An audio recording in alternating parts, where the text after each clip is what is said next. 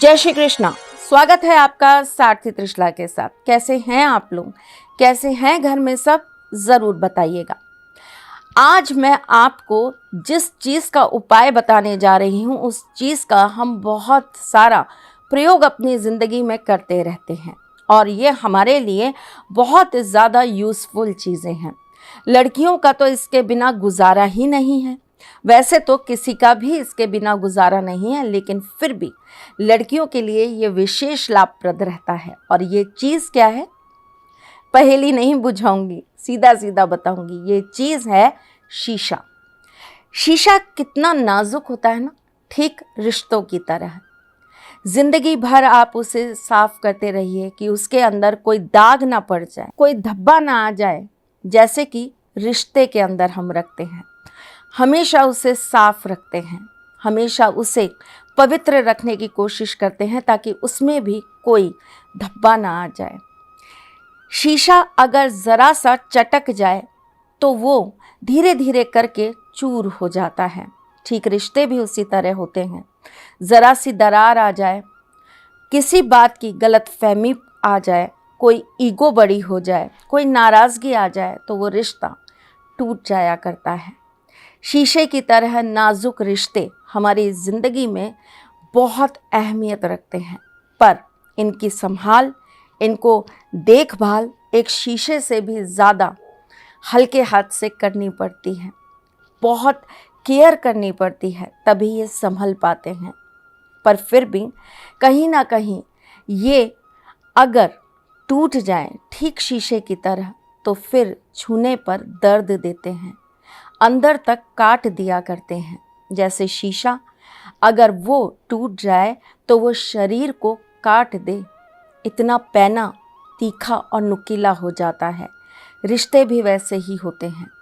अगर वो टूट जाए तो वो बातें, वो दर्द अंदर तक इंसान को काट देती हैं, उसे समाप्त कर देती हैं, लहू लुहान कर देती हैं, आँखों से खून के आंसू बहने लगते हैं। इसीलिए कहते हैं ना कि बहुत संभाल के रखिएगा जनाब, ये शीशा भी है और दिल भी। आज मैं आपको इसी सबसे ज़्यादा नाजुक चीज़ से मिलने वाला एक बहुत बड़ा लाभ बताने आई हूँ। शीशे का आपको पता है संबंध हमारे शुक्र ग्रह से भी होता है। शीशा शुक्र ग्रह को बढ़ाता भी है और कमज़ोर भी कर देता है। शायद यही एक बहुत बड़ा रीज़न है कि हम बेडरूम में बेड के सामने आपको शीशा रखने के लिए मना करते हैं। इससे आपके जीवन से प्यार, रोमांस ख़त्म होने लगता है।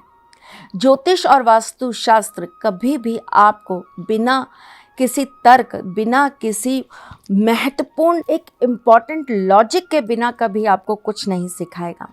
तो आज भी आपके साथ कुछ बहुत अच्छी और महत्वपूर्ण जानकारियाँ मैं शेयर करने आई हूँ, लेकिन उससे पहले अपने साथी परिवार को ये तो बता दूँ कि मैं कौन हूँ।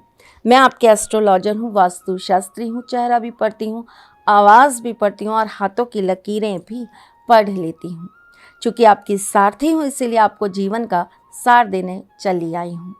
तो चलो मेरी जान, आज आपको ये बताती हूँ कि शीशा घर में कैसे और कहाँ नहीं रखना चाहिए। शीशा कभी भी टूटा हुआ अपने घर में नहीं रखना चाहिए। बिना फ्रेम का शीशा कभी घर में नहीं रखना चाहिए। शीशा कभी भी आपको अपने घर के दक्षिण या फिर नॉर्थ वेस्ट पोर्शन में नहीं लगाना चाहिए, और अगर लगा देते हैं तो उसे ढक के रखिए।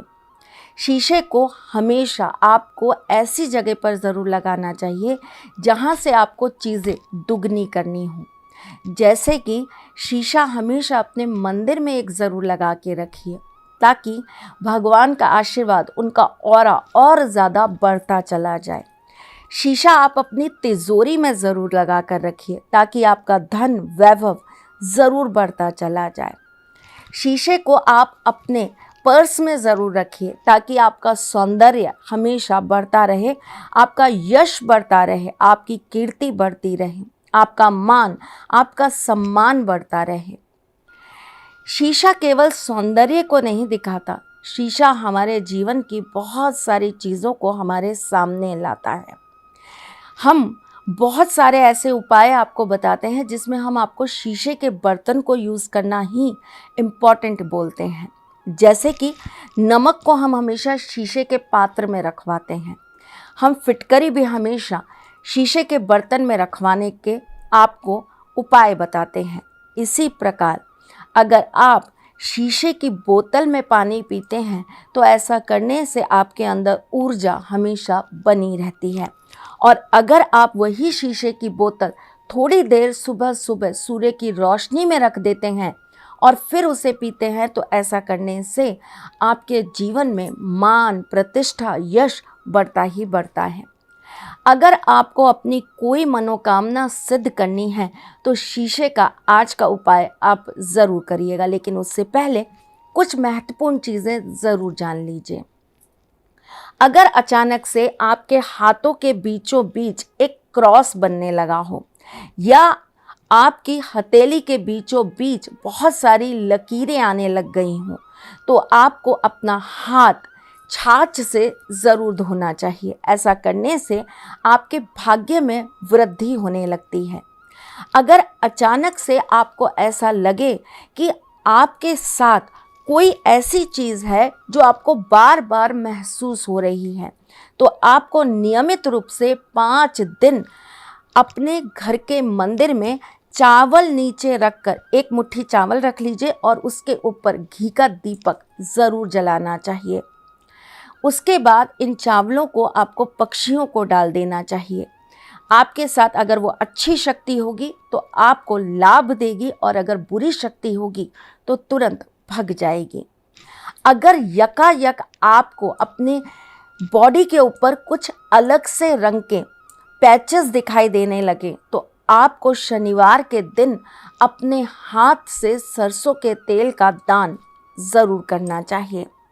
अगर आपको अपनी भाषा या अपनी वॉइस के अंदर चेंज होता हुआ दिखाई दे, कोई इंसान बहुत अच्छी से बात कर रहा है, अचानक वो बहुत क्रोध होकर बात करने लगा, आप बहुत क्रोधित होकर बात करने लगे हैं या आपके बोलने का टोन, आपके शब्द बहुत खराब हो रहे हैं तो आपको बृहस्पतिवार के दिन किसी भी मंदिर में जाकर कोई धार्मिक पुस्तकों का दान ज़रूर करना चाहिए।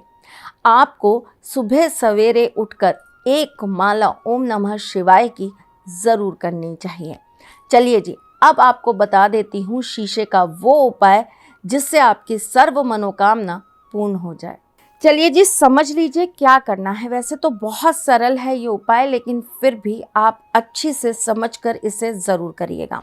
ये उपाय आप किसी भी शुक्रवार के दिन कर सकते हैं। क्या करना है आपको एक शीशा ले लेना है, छोटा सा शीशा ले लीजिएगा, वो जिसके अंदर हम अपने आप को देखते हैं। उस शीशे के ऊपर आपको लाल मार्कर से एक नंबर लिख देना है और नंबर क्या है? नंबर है 171। और इस शीशे को आपको सूर्य की रोशनी में इस तरीके से रख देना है कि सूर्य की रोशनी इस शीशे के अंदर ज़रूर आ जाए। इस शीशे के नीचे आप एक पेपर पर अपनी मनोकामना लिख देंगे और उस शीशे को उसके ऊपर रखकर ऐसे रख देंगे कि सूर्य की रोशनी उस शीशे पर टकराए। अब आपको क्या करना है? आपको 12 बजे से पहले पहले ये कार्य करना है और 12 बजे के बाद आपको इस शीशे को एक हरे रंग के कपड़े में बांधकर अपने पास रख लेना है। कब तक? जब तक आपकी मनोकामना पूर्ण नहीं हो जाती। उसके बाद आप इस शीशे को ले जाकर ठाकुर जी के मंदिर में चढ़ा देंगे और वो जो पर्ची है जो आपने अपनी मनोकामना लिखकर वहाँ पर रखी थी उसको आप एक मिट्टी के घड़े में रख देंगे। ऊपर आप थोड़ा सा शहद मिला हुआ पानी इसमें आप भर देंगे। करीबन आपको 1 गिलास पानी ऐसा भर देना है जिसके अंदर कुछ शहद की बूंदें होंगी। थोड़ा ज़्यादा शहद रखिएगा, कंजूसी मत करिएगा। उसके बाद आपको इस घड़े को एक लाल रंग के कपड़े से बांध देना है और आपको इसे ले जाकर अगले दिन यानी कि शनिवार के दिन पीपल के पेड़ पर रख देना है और इस घड़े के नीचे आप एक छोटा सा छेद कर देंगे ताकि ये बूंद बूंद करके पीपल के पेड़ में ये जल जाता रहे। आप छोटा सा ही घड़ा लीजिएगा, ज़्यादा बड़ा मत लीजिएगा और छोटा ही छेद करिएगा ताकि वो धीरे धीरे करके वहाँ से रिस के पीपल के पेड़ में वो जल चला जाए। छोटा सा उपाय है, अपनी मनोकामना की पूर्ति होते हुए आप स्वयं जल्द देखेंगे। वैसे तो जिनके कर्म अच्छे होते हैं, भाव अच्छे होते हैं और भगवान का आशीर्वाद होता है, उन्हें 24 घंटे में इसका रिजल्ट प्राप्त होता है। कोई बुरी मनोकामना मत करिएगा, कोई ऐसी मनोकामना मत करिएगा जिससे किसी का अहित हो या किसी का नुकसान हो।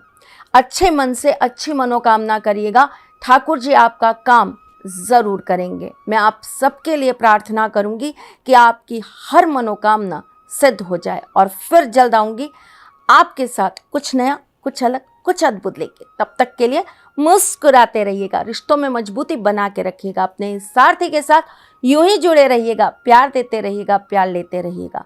ख्याल रखिएगा अपना और उनका जिनसे आप प्यार करते हैं। मैं जल्द आपसे मिलने आऊंगी, तब तक के लिए राधे कृष्ण। सारथी मां त्रिशला ज्योतिष के क्षेत्र में विश्व विख्यात नाम है। ज्योतिष शास्त्र में पीएचडी मां त्रिशला पिछले 22 वर्षों से ज्योतिष की सभी परंपरागत विधाओं के साथ साथ अनेक दुर्लभ गुण विधाओं जैसे परछाई एवं नव्स के अध्ययन से अपनी सटीक भविष्यवाणी और पूर्वानुमान के लिए विख्यात हैं। अपने उपायों द्वारा लाखों लोगों का जीवन संवार चुकी मां त्रिशला लगातार 2016 से ज्योतिष विभूषण अवार्ड प्राप्त कर रही हैं। साल 2018 में उन्हें उत्तराखंड के मुख्यमंत्री त्रिवेंद्र सिंह रावत ने ज्योतिष विभूषण अवार्ड से सम्मानित किया था और साल 2016 में उन्हें राजस्थान में बेस्ट एस्ट्रोलॉजर के अवार्ड से नवाजा जा चुका है।